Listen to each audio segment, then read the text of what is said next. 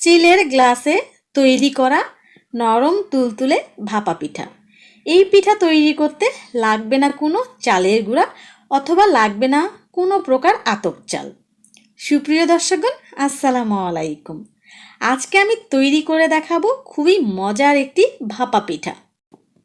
আশা করছি আমার আজকের এই ভাপা পিঠার রেসিপিটি আপনাদের কাছে অনেক ভালো লাগবে। যদি রেসিপিটি ভালো লেগে থাকে তাহলে প্লিজ রেসিপিটি আপনারা আপনাদের ফ্যামিলি ফ্রেন্ডসদের সাথে শেয়ার করে দিবেন। প্রথমে আমি নিয়ে নিব হাফ কাপ টক দই। আপনারা চাইলে এখানে মিষ্টি দইটাও ব্যবহার করতে পারেন। যদি আপনারা না চান কোনো প্রকার দই না ব্যবহার করেও এই ভাপা পিঠাটা আপনারা বানাতে পারবেন। এবার দিয়ে দেব 2 টেবিল চামচ চিনি। চিনিটা আপনাদের টেস্ট অনুযায়ী দিবেন। যদি আপনারা একটু ভাপাটা বেশি মিষ্টি খেতে পছন্দ করেন তাহলে আরও 1 টেবিল চামচ চিনি বাড়িয়ে দিবেন। দিয়ে দিলাম 1 চা চামচ লবণ। এবার দইয়ের সাথে চিনিটা একটু ভালোভাবে একটু মিক্স করে নিব। এই ভাপা পিঠার প্রধান উপকরণ হিসেবে আমি আজকে ব্যবহার করব উঁচু উঁচু করে 1 কাপ সুজি। দেখেন আমি একটু উঁচু করে নিয়েছি। এবার সুজির সাথে টক দইটা ভালোভাবে একটু মিক্স করে নিব। আর এই টক দইটা দেওয়ার ফলে এই ভাপা পিঠাটা অনেক বেশি সফট হয়, এই জন্যই কিন্তু টক দইটা ব্যবহার করা হয়েছে। এবার আমি আমি দিয়ে দিলাম হাফ কাপ এখানে পানি। আরও হাফ কাপ পানি পরে আমি অ্যাড করব। ভালোভাবে একটু পানিটা আমি মিক্স করে নিলাম। এবার আমি আরও হাফ কাপ নিয়েছি। হাফ কাপ থেকে আমি অর্ধেক পরিমাণ পানি দিলাম। ভালোভাবে মিশিয়ে নিব যেন কোনো লাম্পস না থাকে। আপনারা টক দইয়ের পরিবর্তে এখানে গুঁড়া দুধ অথবা তরল দুধ ব্যবহার করতে পারেন, তাহলে পিঠাটার স্বাদ আরও বেশি বেড়ে যাবে। আমি দই দিয়েছি বলে দুধ আর এখানে দিচ্ছি না। আপনারা পানির পরিবর্তে এখানে দুধ ব্যবহার করতে পারেন। এবার রেস্টে রেখে দেবো 15 থেকে 20 মিনিটের জন্য। এইদিকে আমি নারকেলের পুরটা রেডি করে নেব। আমি এখানে নিয়ে নিলাম 1 কাপ কোরানো নারকেল। আর দিয়ে দেবো আমি হাফ কাপ খেজুরের গুড়। যে কোনো পিঠায় খেজুরের গুড়টা ব্যবহার করলে পিঠার স্বাদ অনেক বেশি হয়। আপনাদের হাতের কাছে যদি খেজুরের গুড় না থাকে তাহলে আখের গুড় দিয়েও করতে পারবেন। এবার গুড়টা গলে না যাওয়া পর্যন্ত আমি অপেক্ষা করব। গুড়টা গলে যেয়ে যখন আঠালো একটা ভাব চলে আসবে তখন আমি এই নারকেলের পুরটা নামিয়ে ঠান্ডা করে নিব। আমার চ্যানেলে আরও বেশ কিছু পিঠা রেসিপি দেওয়া আছে। ডেসক্রিপশন বক্সে সবগুলো পিঠার রেসিপি লিংক দেওয়া থাকবে, আপনারা চাইলে দেখে নিতে পারেন। আপনারা যারা ইউটিউব থেকে আমার এই ভিডিওটি দেখছেন, আমার রেসিপিগুলো যদি আপনাদের কাছে ভালো লাগে তাহলে প্লিজ চ্যানেলটি সাবস্ক্রাইব করে নেবেন। আর যারা ফেসবুক থেকে দেখছেন আমার পেজটিতে একটি লাইক ফলো দিয়ে রাখবেন। আপনাদের একটি লাইক ফলো আমার কাজের অনুপ্রেরণা অনেক গুণে বাড়িয়ে দেয়। আমি নারকেলের পুরটা মোটামুটি ঠান্ডা করে নিয়েছি, এখনও কিন্তু বেশ গরম আছে। যেহেতু আজকে আমি দুটো ভাপা পিঠা বানাবো দুটো গ্লাসে, এই জন্য আমি নারকেলের পুরটা দুভাগে ভাগ করে নিলাম। আর আপনারা একটু দেখে নেন, আমি গ্লাস যেই রকম লম্বা আকৃতির ঠিক লম্বা আকৃতির করে আমি শেপটা দিয়ে নিচ্ছি।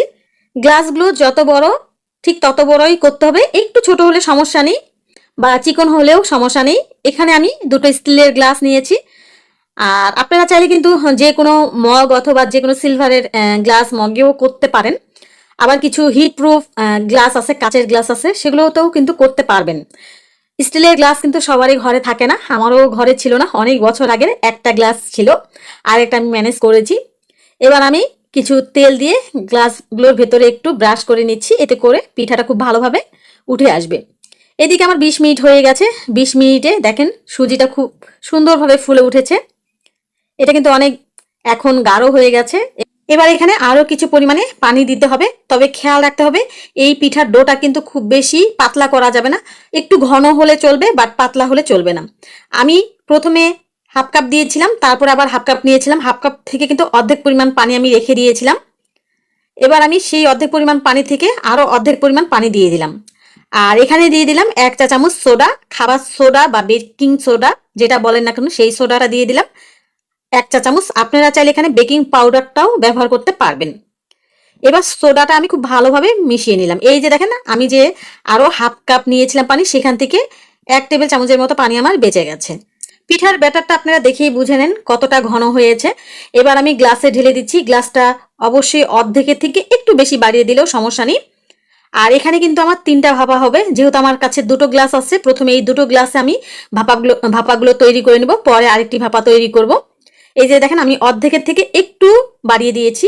এবার সেই যে আমি নারকেলের পুরটা রেডি করে রেখেছিলাম সেটা ঠিক মাঝ বরাবর আমি দিয়ে দিচ্ছি। ব্যাটাটা যদি পাতলা হতো তাহলে কিন্তু এই নারকেলের পুরটা আপনারা সেট করতে পারতেন না। এবার আমি একটি প্যানে পানি নিয়েছি, গ্লাসটা যেন 3/1 ভাগ পানির ভেতরে ডুবে থাকে সে পরিমাণ পানিটা নিতে হবে। এবার এইভাবেও আপনারা কোনো প্রকার স্ট্যান্ড ছাড়াও এই ভাপাগুলো ভাপ দিয়ে নিতে পারবেন।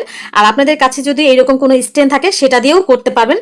স্ট্যান্ড দেওয়ার কারণ হলো গ্লাসগুলো যেন একটু মানে শক্ত হয়ে বসে থাকে, এই জন্য স্ট্যান্ডটা দেওয়ার কারণ।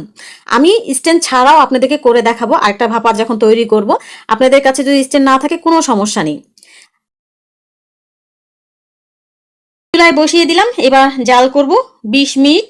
20 মিনিটেই ভাপাগুলো খুব সুন্দরভাবে হয়ে গেছে, আপনারা দেখেই বুঝতে পারবেন। ভাপাগুলো দেখেন একেবারে ফুলে প্রায় গ্লাস ভরে গেছে। আর স্ট্যান্ডটা একটু আপনাদেরকে এবার একটু দেখিয়ে দিচ্ছি, দেখেন গ্লাসগুলো কিন্তু একেবারে লুজ। এই স্ট্যান্ডটা না দিলেও কিন্তু হতো, ঠিক আছে, আমার কাছে ছিল বলে দিয়েছি। অনেকে আছেন স্ট্যান্ড না থাকলে হয়তো বা ভাপাগুলো করতে চাইবেন না, এই জন্য আমি স্ট্যান্ডটাও দেখিয়ে দিলাম। এবার আমি ভাপাগুলো ঠান্ডা করে নিব। এই যে দেখেন ভাপাগুলো প্রায় ঠান্ডা হয়ে গেছে, একটু গরম আছে। এবার একটি ছুরির সাহায্যে একটু আলতোভাবে একটু ছাড়িয়ে নেবেন। এটা অবশ্য না ছাড়িয়ে নিলেও হয়, এমনিতেই দেখা যাচ্ছে ছাড়া ছাড়া হয়ে যায়। এই যে দেখেন এত সফট, আমার বের করতেও কিন্তু আমার ভয় হচ্ছিল যে ভেঙে যায় নাকি। দেখেন আমি কিভাবে করছি, এটা অবশ্য বলে বোঝানোর কিছু নেই। একটু গ্লাসটাতে একটু প্রেশার ক্রিয়েট করলেই ভাপাগুলো খুব সুন্দরভাবে বের হয়ে আসে। সত্যি আমি প্রথম যখন করেছিলাম ভাপাগুলো আমার এত ভালো লেগেছিল, আসলে ভালো লাগা থেকেই কিন্তু আপনাদের কাছে আমার এই ভিডিওটা শেয়ার করা। কাটার সময় একটু সাবধানে কাটবেন, কারণ অনেক বেশি নরম থাকে এই ভাপাগুলো। আর টক দই দেওয়ার কারণে এই ভাপা পিঠাগুলোর স্বাদ একটু অন্যরকম হয়। চেষ্টা করবেন দইটা দেওয়ার জন্য, মিষ্টি দই দিলেও হবে। আশা করছি আমার আজকের এই রেসিপিটি আপনাদের কাছে ভালো লেগেছে। ভালো লেগে থাকলে আবারও বলছি একটু কষ্ট করে শেয়ার করে দিবেন। এবার আমি স্ট্যান্ড ছাড়া যে পিঠাটা তৈরি করেছি সেটা একটু আপনাদেরকে দেখিয়ে দিচ্ছি। পানিটা খুব ভালোভাবে যখন ফুটে উঠবে তখন চুলার আঁচটা একটু কমিয়ে দিবেন, তাহলে আর গ্লাসটা পড়ে যাওয়ার কোনো সম্ভাবনাই থাকবে না। একইভাবে এই পিঠাটাও আমি তৈরি করে নিব। পিঠাগুলো দেখতে কতটা লোভনীয় হয়েছে, খেতে মাশাল্লাহ আরো মজা ছিল। এই যে একটা পিঠা আপনাদেরকে ভেঙে দেখাচ্ছি, এই একটা গ্লাসে পিঠা তৈরি করে আপনারা 4-5 জন খেতে পারবেন। আজকে তাহলে এই পর্যন্ত। সবাই ভালো থাকবেন, সুস্থ থাকবেন, নিরাপদে থাকবেন।